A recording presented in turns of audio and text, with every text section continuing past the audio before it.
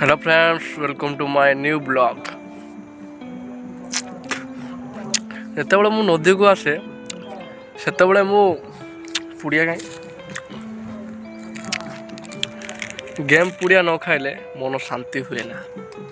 ତ ନଦୀକୁ ଆସିଛି, ପାଣି ଆଡ଼େ ଯାଇ ପୁରା ଫ୍ରେଶ୍ ହେଇ ବସିଛି। ଦେଖନ୍ତୁ କେତେ ସୁନ୍ଦର ନଦୀର ଦୃଶ୍ୟ ଦେଖିପାରୁଥିବେ। ଗୋଟେ ଗୋଟେ ମନ୍ଦିର ଅଛି,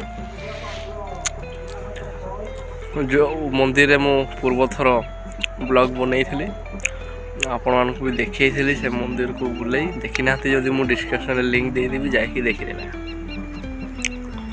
ତ ସାଙ୍ଗମାନେ, ମୁଁ ଜାଣିବାକୁ ପାଉଛି ଯେ ମୋ ଭିଡ଼ିଓ ଆପଣମାନେ ଦେଖୁଛନ୍ତି, 100ରୁ 200 ଭ୍ୟୁଜ୍ କ୍ରସ୍ କରୁଛି, କିନ୍ତୁ ଲାଇକ୍ଟା ଦେଉନାହାନ୍ତି। କଥା କ'ଣ, ଲାଇକ୍ଟା କ'ଣ ପାଇଁ ଦେଉନାହାନ୍ତି? ଏତେ ଭଲ ଭଲ ଭିଡ଼ିଓ ଆପଣମାନଙ୍କ ପାଇଁ ଆଣୁଛି ମୁଁ, କେତେ ମେହନତ କରୁଛି ଗୋଟେ ଭିଡ଼ିଓ ବନାଇବା ପାଇଁ। ସତରେ ସାଙ୍ଗମାନେ, ଗୋଟେ ଭିଡ଼ିଓ ବନାଇବା ପାଇଁ ମାନେ 3 ଦିନ ଲାଗିଯାଉଛି। 3 ଦିନ, ଦେଖ 3 ଦିନ ନାହିଁ ତ 4 ଦିନ ଲାଗିଯାଉଛି। ଦେଖ କ'ଣ ହେଉଛି, ୟୁଟ୍ୟୁବ୍ର ରୁଲ୍ ଅନୁସାରେ ମୋତେ ଗୋଟେ ଟ୍ରେଣ୍ଡିଂ ଟପିକ୍ ଖୋଜିବାକୁ ପଡ଼ୁଛି। ଯେହେତୁ ଟ୍ରେଣ୍ଡିଂ ଟପିକ୍ ଖୋଜିଲେ ତ ସେଇଟା ମାନେ କ'ଣ ଇମ୍ପ୍ରେସ୍ ପଠାଇବ ୟୁଟ୍ୟୁବ୍। ଟ୍ରେଣ୍ଡିଂ ଟପିକ୍ ଯଦି ମୁଁ କରିବିନି, ଆଉ ବାଇଚାନ୍ସ ଏମିତି ମୁଁ ବ୍ଲଗ୍ କରିଦିଏ, ଏଇଟା ମୋର ଟ୍ରେଣ୍ଡିଂରେ ନଥାଏ, କିନ୍ତୁ ଆପଣମାନଙ୍କୁ କିଛି ଜଣାଇବା ପାଇଁ ମୁଁ ବ୍ଲଗ୍ କରିଦିଏ। ତ ଏଇଟା ତ ଟ୍ରେଣ୍ଡିଂରେ ଯିବନି ଯାହା ଜଣାପଡ଼ୁଛି।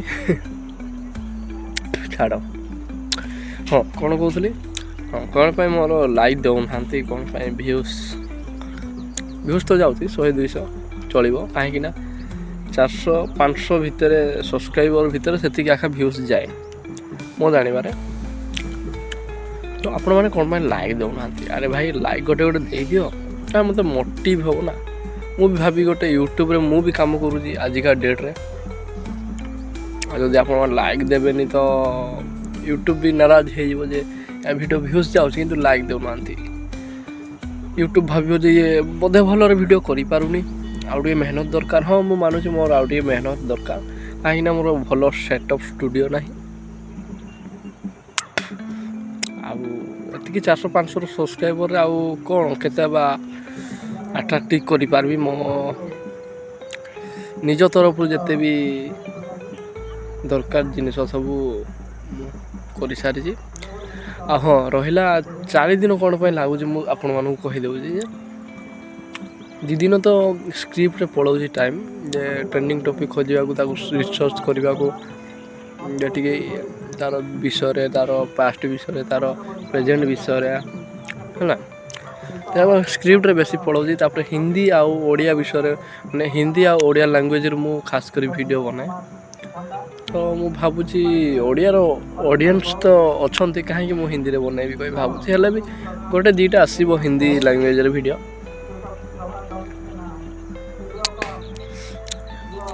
ଆଉ ବହୁତ ଜଣ ମୋତେ ଭିଉୟର୍ସ ମାନେ କମେଣ୍ଟ କରନ୍ତି ଯେ ତୁ ହିନ୍ଦୀ ଭଲସେ ଜାଣିନୁ, ତୁ ହିନ୍ଦୀଟା କ'ଣ ବନାଉଛୁ?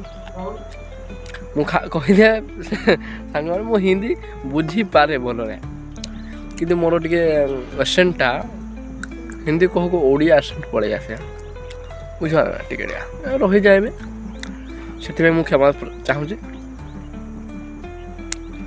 ଭାବୁଛି ଆଗକୁ ଟିକେ ଭଲରେ ହିନ୍ଦୀଟା ପ୍ରାକ୍ଟିସ୍ କରିବା କହିବା ପାଇଁ।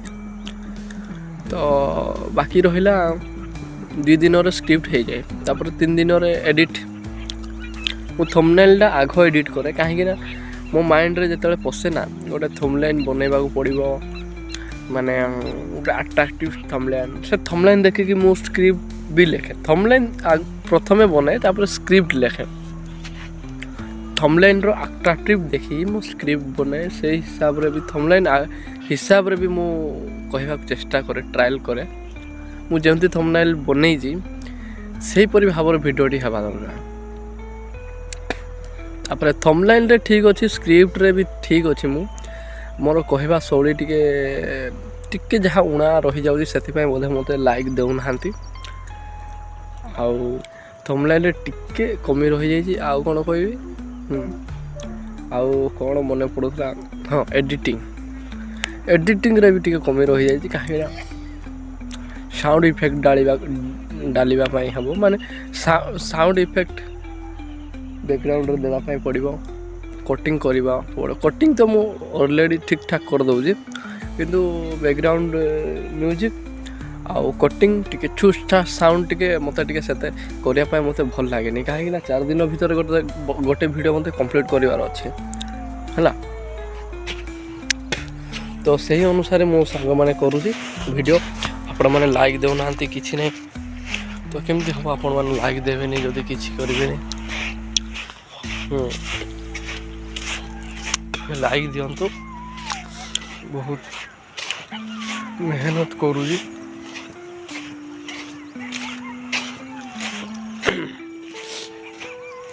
ତ ମୁଁ ବିନା ଫାଲତୁରେ ଯେକୌଣସି ଭିଡ଼ିଓ ମୁଁ 6ରୁ 7 ମିନିଟ୍ ନିଏନି। ଯେଉଁ ଭିଡ଼ିଓ ଯେତେରେ ସରିବା କଥା ସେଥିରେ ମୁଁ ଏଣ୍ଡ କରେ। ଦେଖିପାରିବେ ଆପଣ ବି ଯାଇକି। ତାପରେ ଆଉ ଗୋଟେ କଥା କହିଦିଏ ଯେ ମୋର ପ୍ଲେଲିଷ୍ଟ ଯାଇକି ବି ଆପଣମାନେ ଦେଖିପାରିବେ ଯେ ବହୁତ ମୋର ଅଲ୍ କ୍ୟାଟେଗୋରୀ ଟାଇପ୍ର ଭିଡ଼ିଓ ଲାଗିବ ଆପଣମାନଙ୍କୁ। ସେଥିପାଇଁ ପ୍ଲେଲିଷ୍ଟ ଯାଇକି ଚେକ୍ କରିବେ। ସବୁ ଗୋଟେ ଫାଇଲ୍ ଅଛି ସେଠି, ମାନେ ସେ ଫାଇଲ୍ ଅନୁସାରେ ଯେତେଟା ଭିଡ଼ିଓ ଆପଣ ପାଇବେ ସେଇ ଅନୁସାରେ ଭିଡ଼ିଓ ବନାଯାଇଛି। ଅଧିକାଂଶ ମଜା, ତାପରେ ନ୍ୟୁଜ୍ ବିଷୟରେ, ଟ୍ରେଣ୍ଡିଂ ଟପିକ୍ ବିଷୟରେ ଅଧିକା ଥିବ ଭିଡ଼ିଓ, ଆପଣମାନେ ଯାଇକି ଦେଖିବେ। ତାପରେ ଏବେ ଯେଉଁ ରିସେଣ୍ଟଲି ଭିଡ଼ିଓଟି କରିଛି ମୁଁ କଣ୍ଟ୍ରୋଭର୍ସି ବିଷୟରେ, ଆପଣମାନେ ଦେଖିନାହାନ୍ତି ଯଦି ନିଶ୍ଚୟ ଯାଇକି ଦେଖନ୍ତୁ। ଏଇ ବ୍ଲଗ୍ର ସେକେଣ୍ଡରେ ହିଁ ଥିବ। ତ ସେଇଟା ବି ନ୍ୟୁଜ୍ ପ୍ଲେଲିଷ୍ଟରେ ରହିବ এই ଭିଡ଼ିଓଟି। ତ ସାଙ୍ଗମାନେ ବର୍ତ୍ତମାନ ମୁଁ ଘରକୁ ଯାଉଛି। ମୁଁ ଘରକୁ ଯାଇକି ଟିକେ ଖିଆପିଆ କରିବି, ଆଉ ଯାହା କାମ ଥିବ କରିଦେବି ଘର କାମ। ତାପରେ ଏଇଟା ତ ସ୍କ୍ରିପ୍ଟ ଗୋଟେ ସରିଲା, ମୋର ଏଡ଼ିଟିଂ କରି ଅପଲୋଡ଼ ହେଇସାରିଛି ଆଜି 10ଟାରେ। ନେକ୍ସଟ ଟପିକ୍ ବିଷୟରେ ଭାବିବାକୁ ପଡ଼ିବ। ସେଥିପାଇଁ ମୋତେ ବିଦାୟ ଦିଅନ୍ତୁ। ଆଜିର ଏଇ ବ୍ଲଗ୍ ସନ୍ଧ୍ୟାକାଳୀନ ଦୃଶ୍ୟ ଦେଖେଇଲି ଆପଣମାନଙ୍କୁ। ଦେଖିପାରିବେ ଟାଇମ୍ ବର୍ତ୍ତମାନ ହେଇଛି, ହଁ ହେଇଥିବ 5ଟା ଖଣ୍ଡେ ତ ରହିଲି।